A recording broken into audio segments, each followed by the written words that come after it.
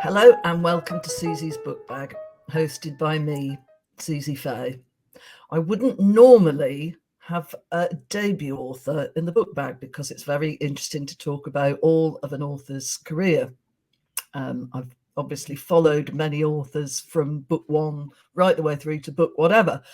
But I've made a change this week, and it's because what we have is a very special debut indeed. And I've put up the literary review book bag because this is a book that's getting fabulous reviews across the board. It's not just me who's enjoying this book. The book is Melting Point. The author is Rachel Cockerell. Welcome into the book bag, Rachel. Thank you, Suzi. Thank you so much for having me. You're very welcome. I think the thing that we probably have to address right at the beginning is the way you've chosen to tell the book, tell the story. But let's talk about the story itself. It is a family story and a family history, but it's much broader than that. When did you realise for a first book that this was the story you wanted to tell? I originally did want it to be a sort of straightforward family history. And then I think, like many people, I realized that my family was sort of inextricably intertwined with the story of the 20th century. And so, for example, my family arrived in England from the Russian Empire, then from Ukraine / the Russian Empire. In the early 1900s, and I didn't know how or why. And then the story of sort of discovering how and why my family arrived here, I realized it was a sort of butterfly effect. It had roots that seemed to go deeper and deeper into the story of the 20th century. And I realized I couldn't tell my family story without also telling part of the story of the 20th century. Was it any kind of a journey of investigation for yourself and identity, which is such a hot topic nowadays? Were you finding out something about where you had come from? I always vaguely knew that I was Jewish, or that at least that my grandmother was Jewish, and also Russian Jewish. My grandmother's mother tongue was Russian, but she didn't speak it to her children, and so my dad didn't speak it to me. And I didn't really know anything more than that. So I suppose I know so much more now than when I first started about my family. I don't know if it sort of changed my own identity. I think my identity is so closely tied with England and being English, despite the fact I'm not fully English. And I'm not sure whether I have become more Jewish, or whether I have just more of a keen awareness of everything I don't have, everything I didn't inherit, everything I didn't grow up with. Yeah, it's certainly a story about that. Well, we'll go into the way you tell the story, and I think I'm right in saying when you thought, well, this is a story I want to tell, you were going to tell it in a different way. Yeah, I was. I had read a lot of family memoirs and Jewish family memoirs, books like The Hare with Amber Eyes and East West Street. And I sort of wanted to emulate that style of the narrator / descendant going on this journey and finding out about their past and really being a character in the story, and sort of seeing everything through the narrator's eyes. I tried to write my book like this, but as I said, it's sort of intertwined with the history of the 20th century. So, for example, the early part of the book is about the early Zionist congresses, which I knew nothing about before starting, but I realized I sort of had to talk about them. And so I was sort of telling the story of, for example, the first Zionist Congress, which was this huge event which was talked about by the whole world. Hundreds of journalists were there who wrote about it. It was in the New York Times and the London Times. It was this sort of big historical event and really sort of full of excitement and hope. But I wasn't there. And I was, trying to sort of paraphrase things and trying to describe what it was like in my own words.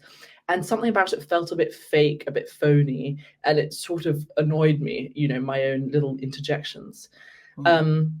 So what I started doing was taking out my own voice and just letting the sources speak for themselves.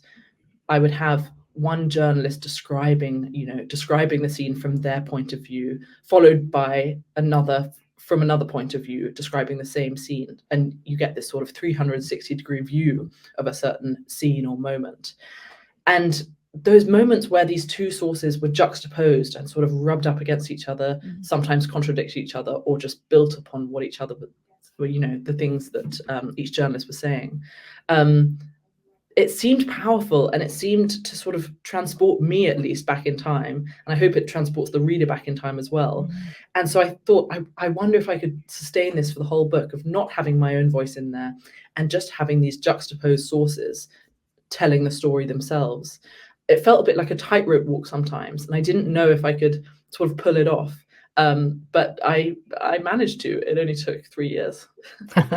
Yeah, I mean, it's not that you were kind of skimping on the effort. It seems like it would almost be more effort in a way.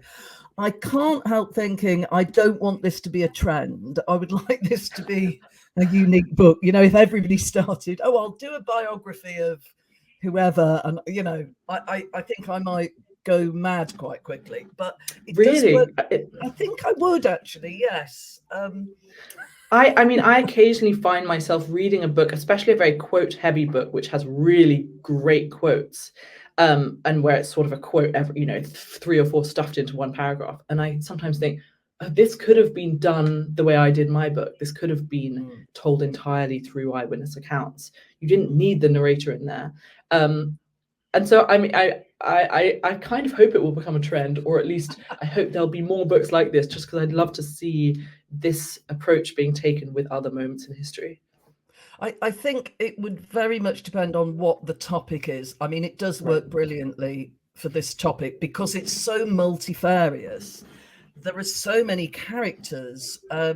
Perhaps we'll get into talking about characters now, because there's a rather poignant bookend, which is this character Herzl, who I mean, one of the things about this book, because of the scale of time that it covers, is that there's this very poignant rise and fall. People come to the fore, they get old, they die, and it's the story broadly of the Jews going to Palestine after thinking of various other places.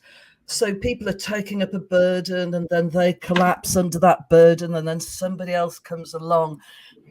It's really quite extraordinary. But tell us a little bit about Herzl. I mean, a lot of these people I had not heard of, so and they live with me now. Oh, that's great to hear. Herzl, I had sort of only vaguely heard of. I was not particularly good at history at school, so probably during the Herzl class, I was looking out the window.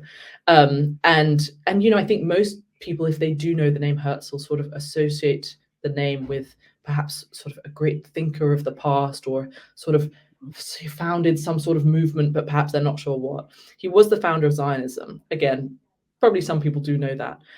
But he was not what people think of when they think of Herzl, or at least I thought of a sort of, a wizened sort of, maybe 80-year-old man with a white beard, who was sort of stranded in the past. But really, Herzl, when he founded Zionism, was a young journalist in Vienna, very much an assimilated Jew, who wrote these funny and clever columns, usually about his family or about cafe culture in Vienna, or about something that happened to him that week. And he founded Zionism, and he sort of thought, perhaps I'll be back writing my columns a week from now.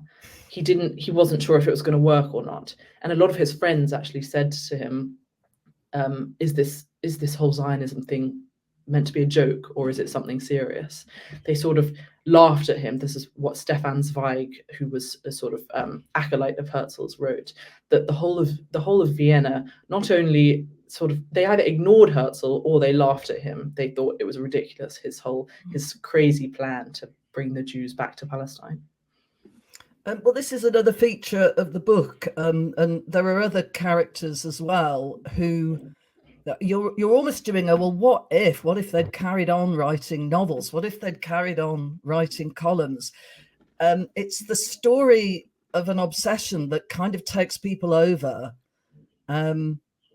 a grand narrative that sucks people up like a kind of Hoover. That seems to be very much a part of the book, and it's kind of what you're saying about the process of history and where individuals fit into that, it seems to me. Yeah, definitely. And you know, this whole this, I thought a lot about hindsight while writing the book, and how, you know, I would find these newspaper accounts from the early 20th century which seemed almost comically lacking in sort of clairvoyance about what was to come, and you just thought, you know, you wanted to shake them by the shoulders. Either they couldn't see the sort of catastrophes that were going to unfold in the 20th century, or they thought some mad plan of sending the Jews somewhere outside of Palestine was actually going to work. And, you know, the Uganda plan, which I'm sure we'll come on to, one journalist wrote in about 1903, "It is not unlikely that a year from now we will see the first party of pioneering Jews going to Uganda." And obviously now we laugh at that, but it was such a real possibility at the time, just as real and just as likely as Palestine, perhaps more so for some people. So yeah, I thought a lot about hindsight and about how we think of you know, the future as so sort of set in stone, but really anything could happen at any time. Yes, I don't think we can blame people for not seeing what was coming down the pipe, you know. And that is, that I think is another strength of your book, that you let these voices, you know, you don't editorialize, you don't go, what fools these, you know, these mortals be. You just sort of don't do that.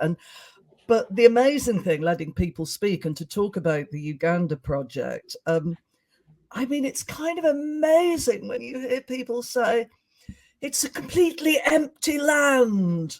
Well, there are a few natives, but they love white people, and so it's all going to be fine. And you really are thinking, oh my God. Yeah, there there's was a so real many value to not mediating that stuff. Right. There were so many sort of jaw-dropping moments while I was writing things. You know, for example, I would be researching about the Uganda plan and find a quote like you just said and want to sort of send it to everyone I knew or read it out to people, because there were just so many moments like that where you thought, I can't believe this was written in a national newspaper. I think the whole natives thing, I think it was part a bit of racism, but also I think people were so vaguely aware of the outside world in England and in America, of you know, these far-flung countries, and also they just thought sort of these places were fine for, they were sort of ripe for the picking, that they were English if we wanted them to be English.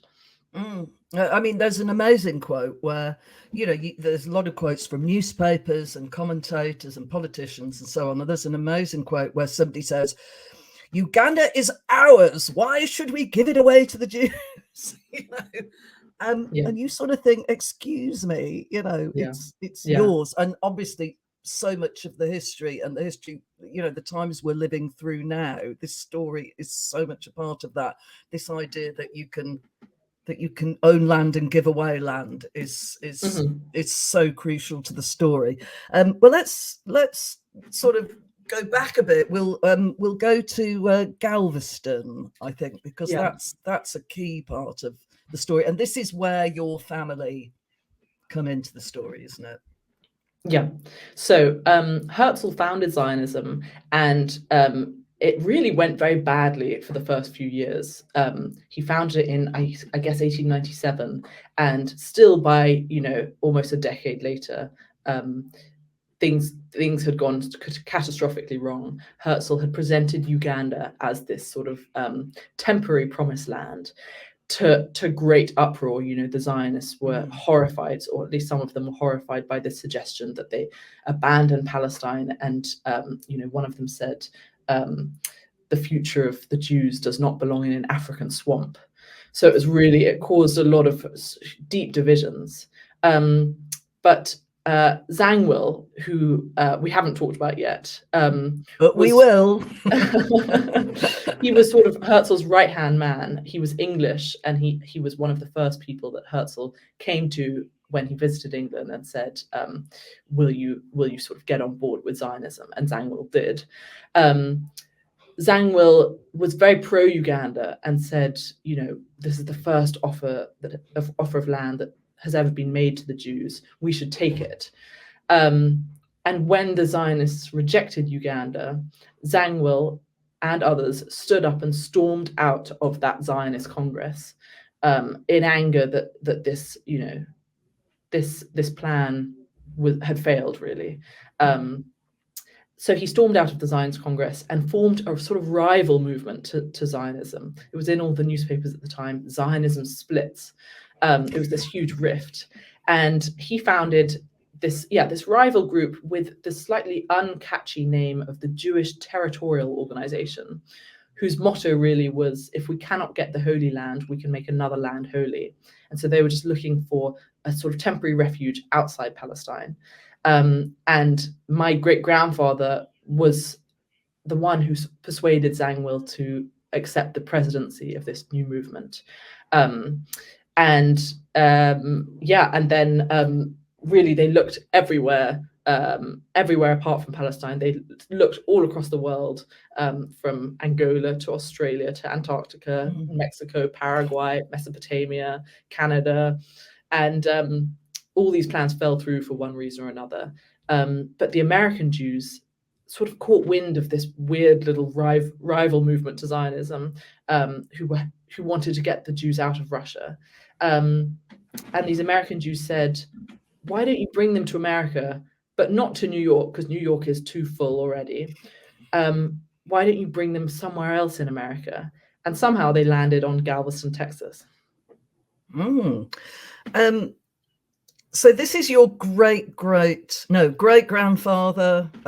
You very usefully have a family tree, which I kept turning to look at the whole time.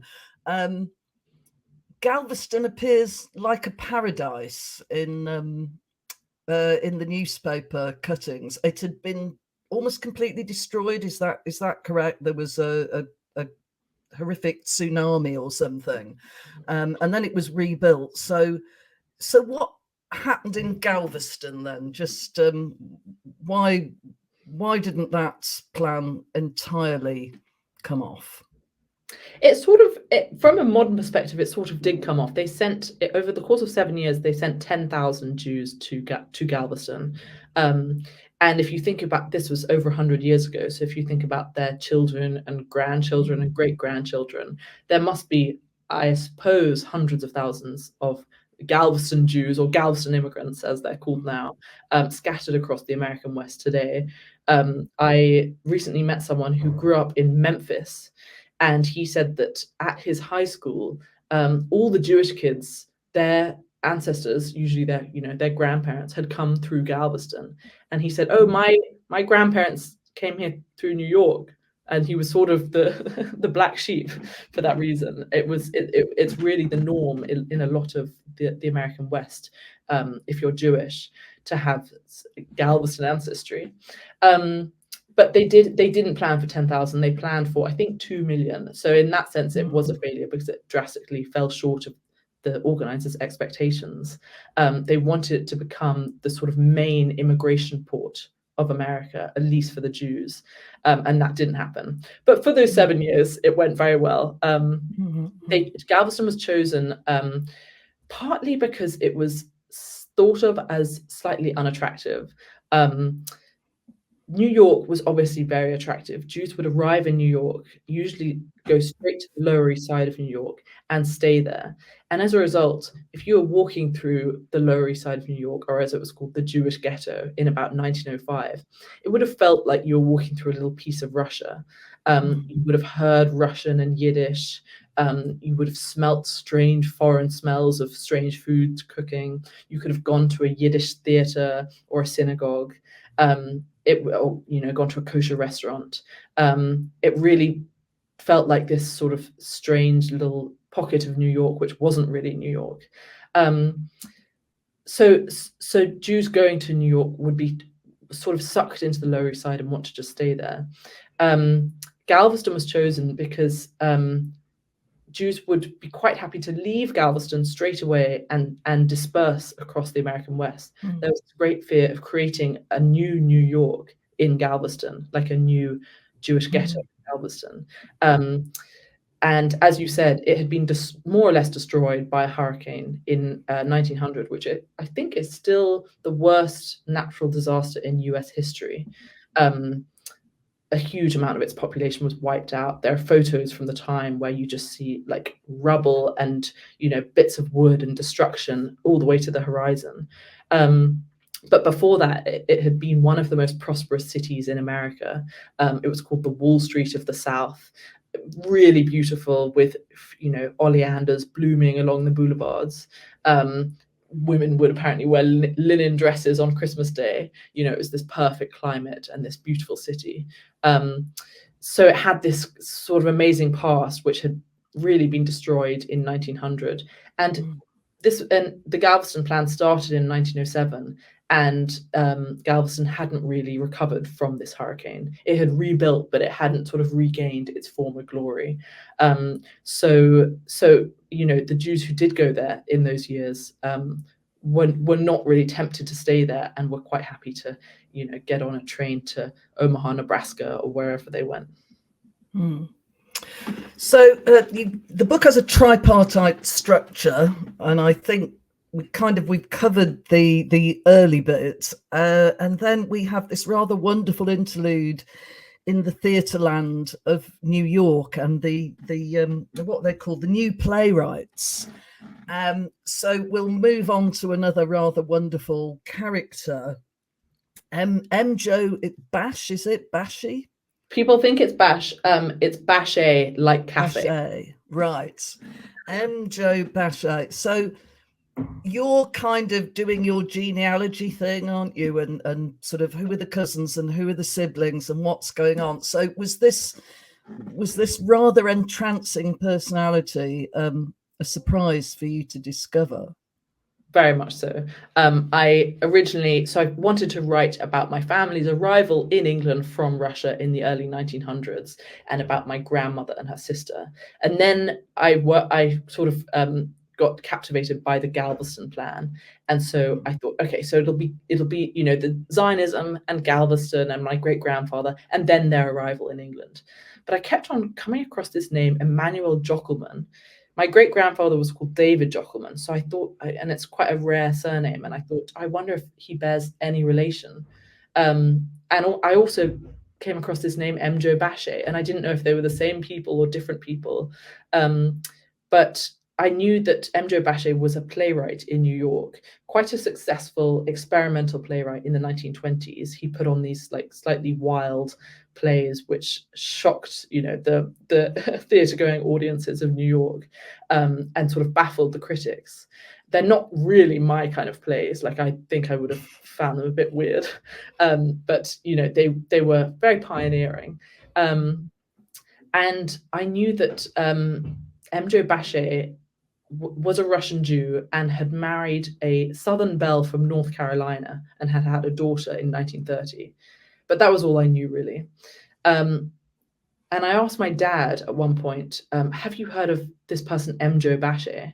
And he said, oh yes, Joe Bashe. She came to visit us in London from America in 1951, and yeah, we loved her. And I thought, oh, so there's another Joe Bashe. And it turns out that Joe Bashe, the playwright, had married this Southern belle and had a daughter who he had named Joe Bashe II. This was in 1930, and she is now in her early 90s, and is the woman who my dad was talking about. So that there's Joe Bashe Senior and Joe Bashe Junior, and I knew that the two Joe Bashes had to be in the book. It's a bit of a Nigella Lawson thing going on there. Exactly. If you call your daughter after yourself. Yeah, so I love that whole section. Again, oh no, I won't give away anything about the story about Joe Bashe, but it is rather, you know, it does sort of get you a little bit, the story. Yeah. And we kind of carry on just talking about the theatre criticism. I did laugh to see how savage it was. The reviews were really, really savage, and it's quite funny sort of today. I mean, I'm a member of the critics circle, and people you know, in the entertainment industry think we're all terrible people and incredibly cruel. And I was just looking at some of that stuff and thinking, you know, this is an era before, you know, below the line commentary. I think we've got much softer in our criticism, to be quite honest. But all that really did make me laugh. Well, let's go into research. I mean, did you go to New York for that kind of deep dive into archives? Yeah, and I just want to say there's one line that popped into my head. M.J. Bachet's first sort of big play was called Adam Solitaire, and it was about a sort of tortured man who tries to kill himself and doesn't, and all sorts of terrible things happen to him. And one of the critics said he suffered almost as much as his audience, which I thought was brutal.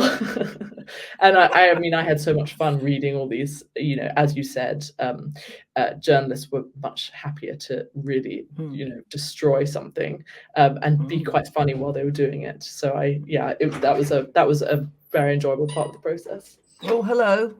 Oh, you do some editing. The perils of being. And one other thing about that period that I wanted to ask, John Dos Passos, I had heard of him, and he wrote Manhattan Transfer, and I wondered whether you also, as part of your research, you must have read his biography. Did he do a memoir or something? Yes, he did do a memoir. Yeah, I do. Yeah. I mean, again, it's this. And Dos Passos was friends with Hemingway. Dos Passos and M.J. Bachet and a few others were in this group, the New Playwrights Theatre. And the whole time that they were putting on these experimental plays and, you know, having these brutal criticisms lobbed at them, Ernest Hemingway was writing to Dos Passos and saying, forget about the experimental theatre, just come and have a holiday with me in Florida. Just, you know, I don't know what you're doing in New York. It sounds like it's going awfully. Just leave them all behind and come with me, which Dos Passos eventually did do. So you know, it's something that I tried to do throughout the book, was sort of intertwine these little cameo roles from people like Hemingway, who just like come in for a few pages, then go again. They have these sort of bit parts, which I'm not sure how Hemingway would feel about having a cameo role in my book. But there are others as well. Theodore Roosevelt has a bit part. FDR has a bit part. Churchill has a few bit parts, because really, you know, he was active from the early 20th century onwards. So, you know, he appears in 1903 and then again in the 40s. Thomas Edison appears at one point. And I think it's true to life, which is that, you know, the normal people are mixed up with the people who will be remembered and will go down in the history books. And you don't really know at the time who's going to be remembered and who isn't. And some people are very famous in their time and then are totally forgotten, like Zangwill, who really, I mean, I don't know if we'll talk about him more, but he sort of became one of the main characters in the book, despite it. It was meant to be a family memoir, but it got sort of taken over by Zangwill. Yes, I mean, we will talk about him, but just on that point that you made, this is very like hindsight, isn't it? You know, you don't know at the time who's going to be a major figure. You might have a bit of an inkling.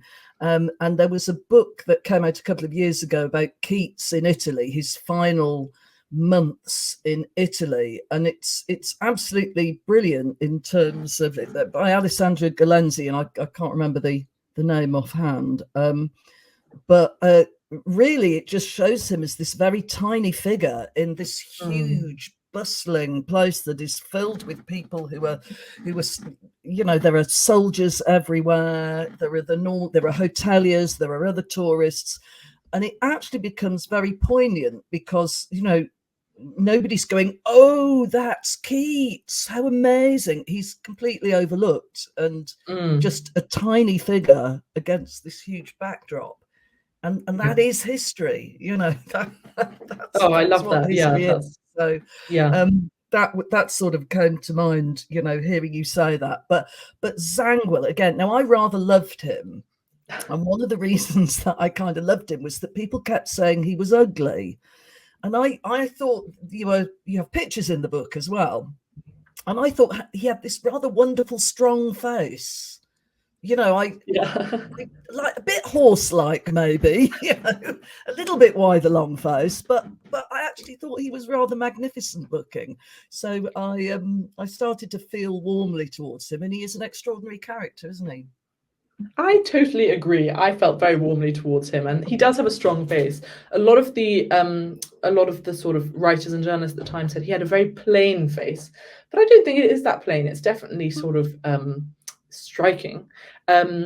Yeah, and the sad thing is that Zangwill kept every press clipping, you know, every newspaper article ever written about him. He sort of diligently cut it out, no matter if it was good or bad. And people, you know, just like with the American playwrights in the early 20th century, people had, you know, had no reservations about being brutally honest. So one journalist said, "Mr. Zangwill is the ugliest man in the world."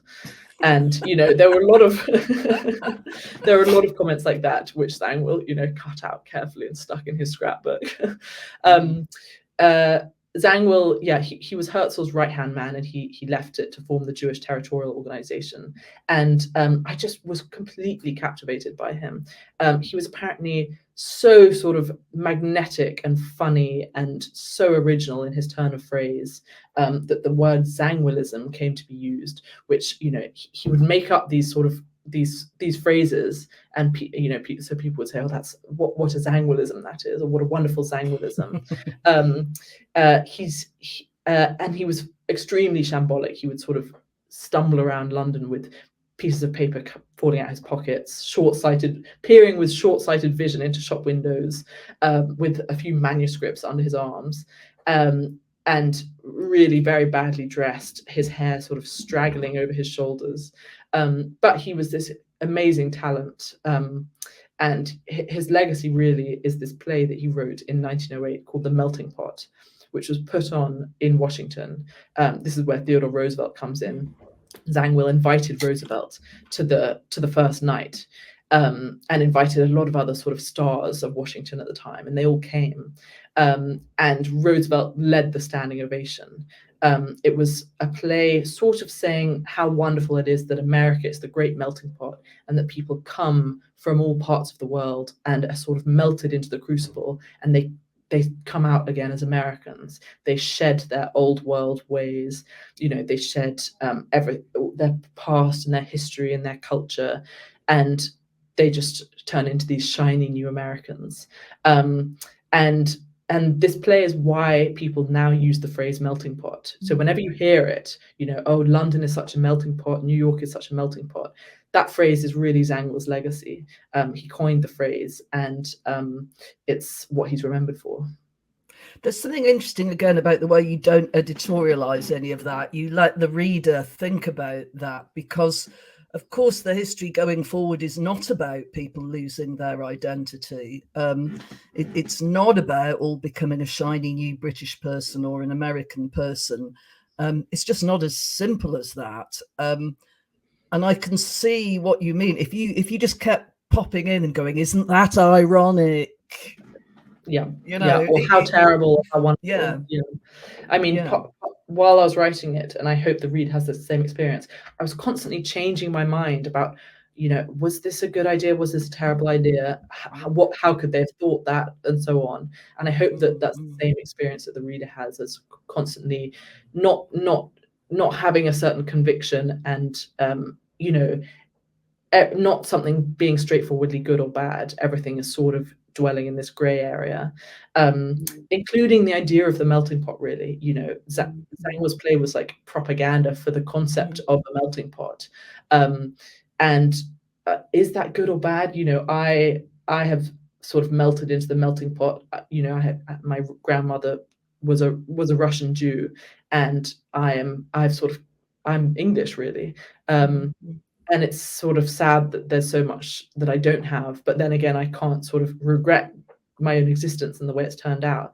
And I'm sure that people in America feel that as well. You know, this thing of American Judaism, it's its own thing, really, but is it sort of melting away every generation? You know, Zangwill visited New York, and he said in a speech once, "Even the east side of New York speaks Yiddish with a twang." So really, you know, the melting was happening then, and it's happening now. There's something else that you write about, or your voices, the voices you cite, talk about. You're reclaiming things and covering things that have probably largely been forgotten, but the real start of the story, in a way. I mean, Herzl does his thing and comes up with Zionism, but this is it Kishinev, the massacre? Yeah. I mean, it's so shocking. It's so dreadful a story. This really kind of put fire in the belly of the sort of quest for Zionism, didn't it? It was, Yeah. And I've never heard of it. Yeah. We're talking about the Peterloo massacre, which was bad enough, but this is a really shocking story, and is sort of reenacted very recently in a way. Did you know about that, or is that something that you sort of came across? No, I didn't know about it. Kishinev is, as you said, it was this massacre. Around 40 or 50 people were killed in this town, which is modern day Chisinau. I'm not sure if that's the right pronunciation, but it was sort of the first massacre of the Jews of the 20th century. And it was really the first time the word Holocaust was used in the 20th century, and it was used quite a lot about this, this barbaric Holocaust can never happen again, things like that. And it was sort of partly the reason why so many Jews in Russia thought now is the time to get out of Russia. At the time, America was really where they turned their eyes towards. So many Jews in Russia had a cousin or a friend or some sort of relative in New York, and so one of the survivors of the Kishinev massacre actually wrote, "May God grant that I'll soon be able to turn my back upon this bloody country," meaning Russia, and leave for America. So that was sort of the trigger for this. Well, one of the triggers for this mass emigration from Russia of the Jews, and it was followed by hundreds and hundreds more pogroms across the Russian Empire at the beginning of the 20th century. Yeah, so it wasn't just a one-time thing and then everybody decided that was terrible, it must never happen again. Unfortunately, history repeated itself. So the final part of the story, we are in London, and we have this, again, a lovely figure, Jo, Jo the younger, the female, who calls herself Jo, arrives to spend time with the family that she hasn't known up to then. And so this is where the book moves into a different gear, doesn't it? There are long passages by Jo, but were those the result of her conversations with you rather than, she didn't write a book or anything like that? No. So as you said, the book begins with sort of printed history, written passages from newspaper accounts and diaries and letters and journals, and then Jo is the first person we hear her sort of account of growing up in 1930s New York with her father M.J. Bache I and her mother, who was called Doris Elisa Troutman, who was this Southern belle, and she talks about the sort of melting pot of New York in the 30s, and all her memories of FDR and Bleecker Street and the looming war in Europe. She was born in 1930, so the war broke out when she was 9. So she has strong memories of just those years leading up to the war. So she's the first voice in the book who is alive rather than dead, rather than a sort of voice from the past. And then the book moves to London, and then it becomes almost entirely narrated by my dad and his siblings and cousins who were all alive. And they tell the story of what it was like growing up in this sort of mad house in North London, 22 Mapesbury Road, where my dad and his siblings and his cousins made 7 children altogether, and they grew up in this house with these 2 women and their husbands. So my grandmother, her sister, the two husbands, and also their mother and their aunt. So it was this, this house had about 13 people in it or more at all times. So the story is sort of narrated by these people who are now in their 80s and 90s, but who were growing up in the 40s and 50s. And then, as you said, Jo sort of knows that she has some distant family in England. And so she goes to the New York Public Library when she's about 20 and looks up the surname Jockelman and finds this address, 22 Mapesby Road, and writes to this house saying, "I think you're my relatives." And my grandmother writes back, "Oh, Jo, we know about you. Come over and see us." So Jo, in 1951, takes a sort of one-way ticket, boat ticket to England, and meets all these relatives who she's never met before. And her account of this house, 22 Mapesby Road, and its inhabitants, she told it to me over the phone. We would have these long phone conversations every week for I think a year or two. Her speaking she lives in Canada now, and she would sit on she would tell me, "I'm sitting in my armchair with a cat on my lap," and her husband would bring her a cup of coffee, and she would just recount these, I think, some of the happiest days of her life, which was finding all her relatives in England.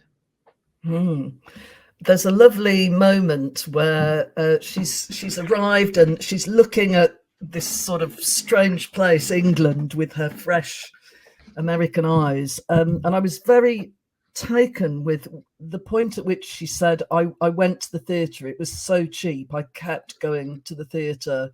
I saw everything I could. And again, it's when you read this book, you sort of reflect so much. I mean, there's a big debate at the moment of just how expensive theatre is in London. You just couldn't do that as, a young woman arriving without many resources. It's not a cheap place to go anymore. And there's so much culture. A lot of this book is about culture and transmitted culture. And I remember thinking, gosh, that's sad. You just couldn't do that now, not in the same way. You couldn't see world-class theatre on a tight budget. And no. Yeah, it's but she's a great character. She's another wonderful character. And the story, I guess, kind of winds up with the creation of the State of Israel. And we glimpse Herzl again, kind of over the shoulder of Ben Gurion, as a painting or a picture of him, So then, the narrative is not really complete. It's sort of going on, but that's kind of where we leave everyone. So it's an incredibly artful piece of work.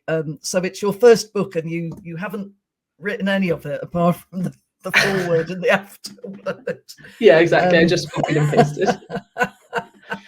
But I mean, it really does look like a huge labour. I mean, were you always kind of, this there, I can't put that in, So much so. I mean, my original, I think it was originally 200,000 words long, which I think is, it's like a huge tome, a sort of, I think War and Peace is about 220,000 words, and it was just I had so many of these eyewitness accounts that I wanted to put them all in, and I had to, some of them, sometimes I would have two descriptions of a certain person, and I loved them both because they were both funny and vivid and evocative, but I had to just choose one of them, and also think about how everything linked together and not having repeated phrases, and having it, trying to have it so that the quotes were in conversation, so especially in the early parts of the book, it was like these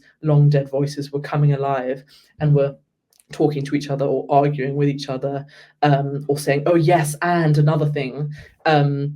So yeah, it was the sort of logistics of slotting it all together was quite a sort of quite a monumental task. But I do remember the sort of satisfaction of the first time when I think I put 3 quotes in a certain order, and they just seemed to click into place, and it seemed like, oh yes, this is perfect. This is how it's meant to be. And that feeling of the quotes clicking into place, I sort of got addicted to that feeling and had to sort of, spend the next 3 years trying to emulate it.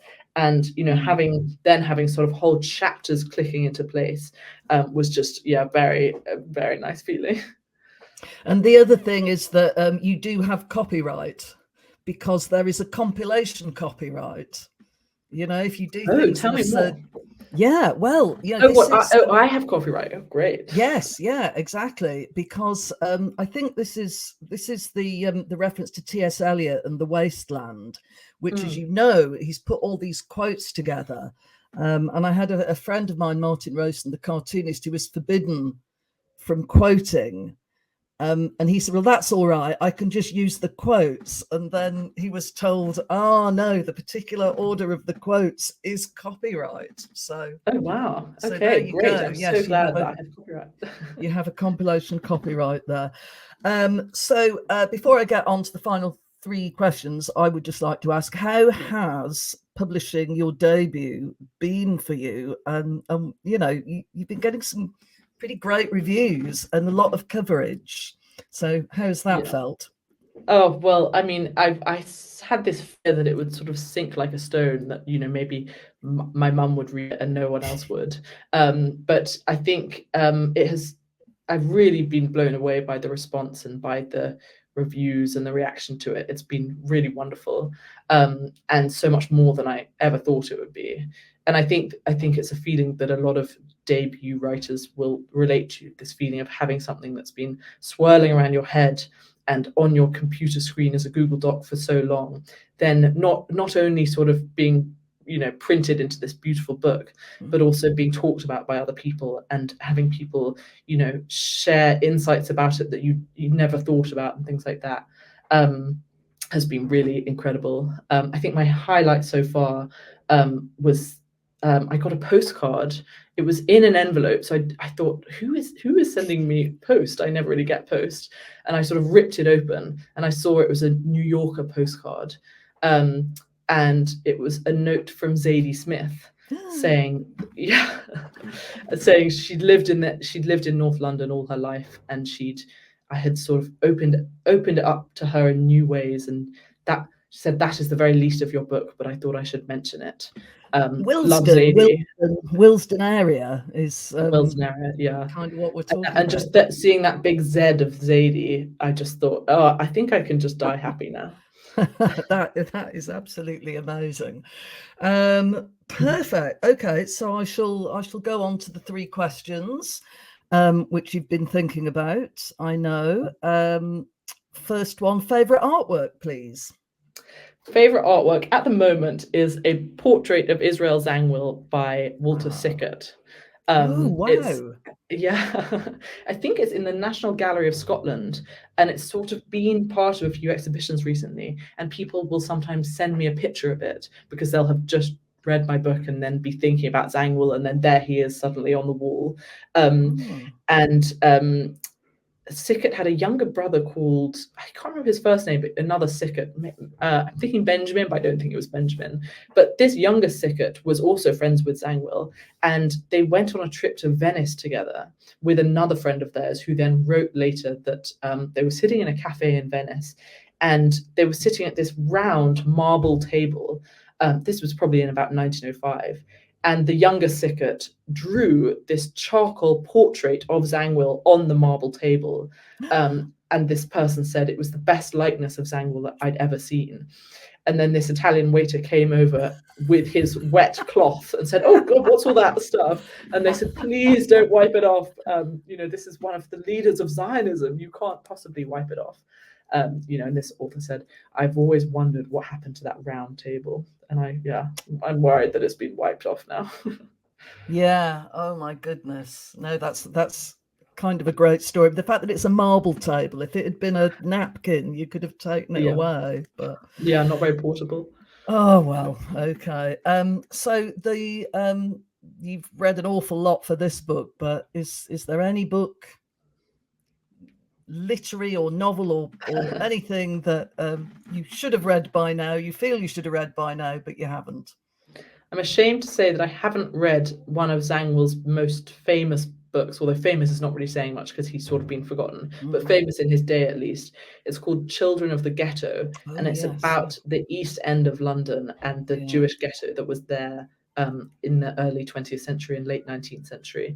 And I've read sort of bits of it here and there, but it's really, for me, slightly impenetrable, even though Zangwill is my greatest hero and I love him, and I'm I have spent so many years reading about him.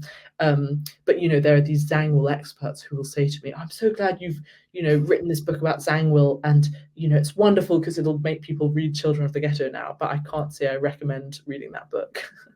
It was that the book that made him famous? I mean, it was very well known, wasn't it? Yeah. Oh well. Yeah. One day I'll well. try and read it again, but it's not for me. Yeah. And then, I mean, we are talking about a debut, but have you had any strange or funny feedback along the way? What's the weirdest thing? First time I met my editor, who I love, he's called Phil Connor.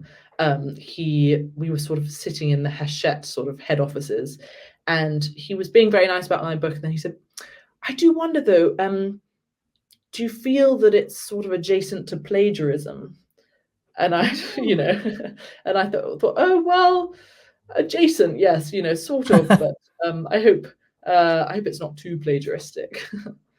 Well, I would go back to the originality of the method. I think you can certainly claim that, and your compilation copyright. You thought of the idea, you thought of the method. I think that is original enough, to be quite honest. And to go back to Zadie, it's a very good point that there are all these points of entry in this book, and I can imagine a lot of people going, well, that's funny, my Jewish grandmother always used to say this, or we lived near there, or I remember that place. There's so many things that are, that awful word, relatable, but it's just a damn good story. That's what I thought. It's very gripping, and it's you just get immersed in the voices.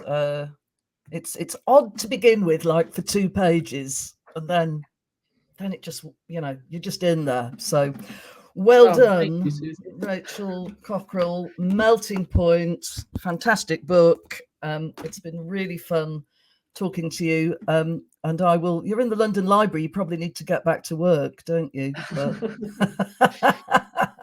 it's been so nice. Thank you for joining me in the book bag. Thank you so much, Suzi. And thank you for watching. Join me next time for another fascinating chat with another fascinating author. We've been talking about Melting Point. Highly recommend it. And I'll see you next time. Thanks.